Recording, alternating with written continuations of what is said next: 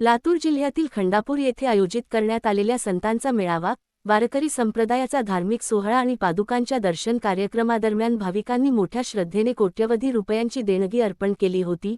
या धार्मिक कार्यक्रमात राज्यभरातून आलेल्या अनेक दानशूर व्यक्ती, उद्योजक आणि विविध क्षेत्रातील मान्यवरांनीही लाखो रुपयांच्या देणग्या दिल्या होत्या। मात्र या देणगीच्या रकमेत मोठ्या प्रमाणात आर्थिक गैरव्यवहार झाल्याची तक्रार समोर आल्यानंतर किशोर महाराज देवणीकर उर्फ शिवणीकर उर्फ भोंदू महाराज याच्याविरुद्ध गुन्हा दाखल करण्यात आला होता। त्यानंतर आरोपी फरार झाला होता। या प्रकरणाचे गांभीर्य लक्षात घेऊन पोलीस अधीक्षक अमोल तांबे आणि अपर पोलीस अधीक्षक मंगेश चव्हाण यांच्या आदेशानुसार स्थानिक गुन्हे शाखेचे पोलीस निरीक्षक सुधाकर बावकर यांच्या मार्गदर्शनाखाली विशेष पथक तयार करण्यात आले।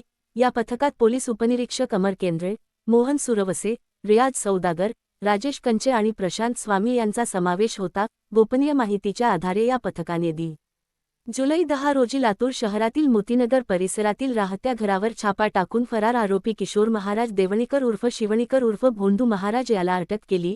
अटक करण्यात आलेल्या आरोपीला पुढील कायदेशीर कारवाईसाठी MIDC पोलीस ठाण्याच्या ताब्यात देण्यात आले असून या प्रकरणातील आर्थिक व्यवहार, देणगीची रक्कम आणि इतर संबंधित बाबींचा तपास पोलीस करत आहेत। या कारवाईमुळे धार्मिक कार्यक्रमाच्या नावाखाली झालेल्या कथित आर्थिक गैरव्यवहाराचा तपास अधिक वेगाने होण्याची शक्यता व्यक्त केली जात आहे। अधिकृत तपास पूर्ण झाल्यानंतरच या प्रकरणातील आर्थिक घोटाळ्याची नेमकी व्याप्ती आणि जबाबदार व्यक्तींबाबत स्पष्ट माहिती समोर येणार आहे।